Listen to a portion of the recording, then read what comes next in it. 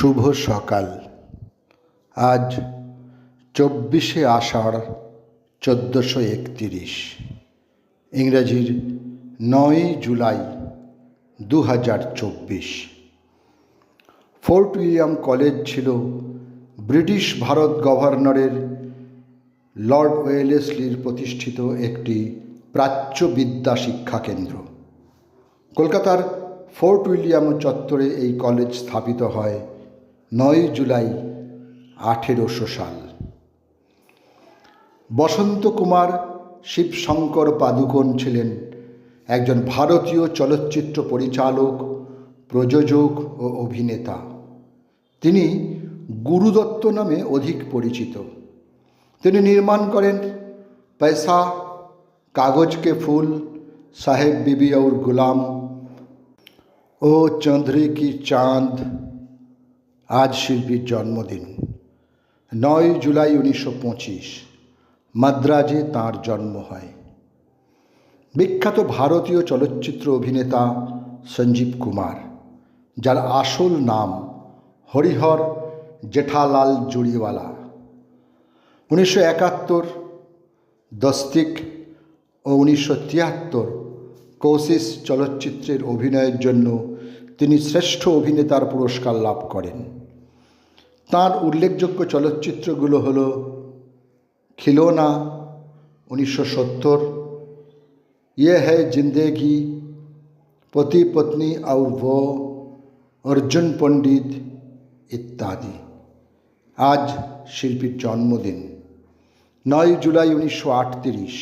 বম্বের সুরাটে তিনি জন্মগ্রহণ করেন। পর্দা হোক বা মঞ্চ, বহু চরিত্রে অভিনয় করেছেন প্রদীপ ভট্টাচার্য। তিনি নিজেকে সমাজকর্মী বলতেই বেশি পছন্দ করতেন। বহরমপুরের নাট্যকর্মী ছিলেন এই প্রদীপ ভট্টাচার্য।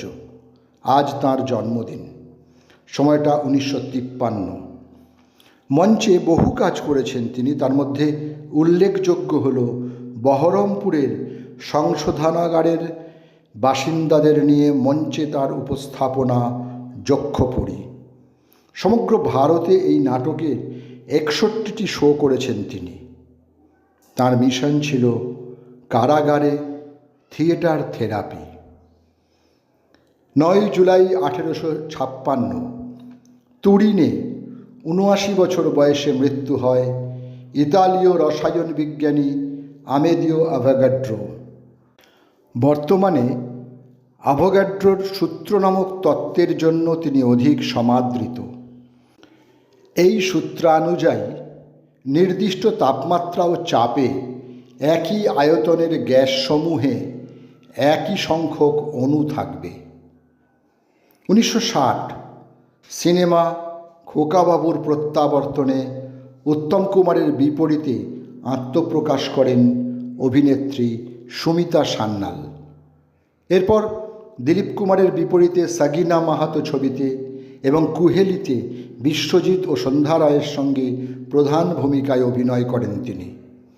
1970 হিন্দি চলচ্চিত্র আনন্দে অমিতাভ বচ্চনের বিপরীতে তিনি।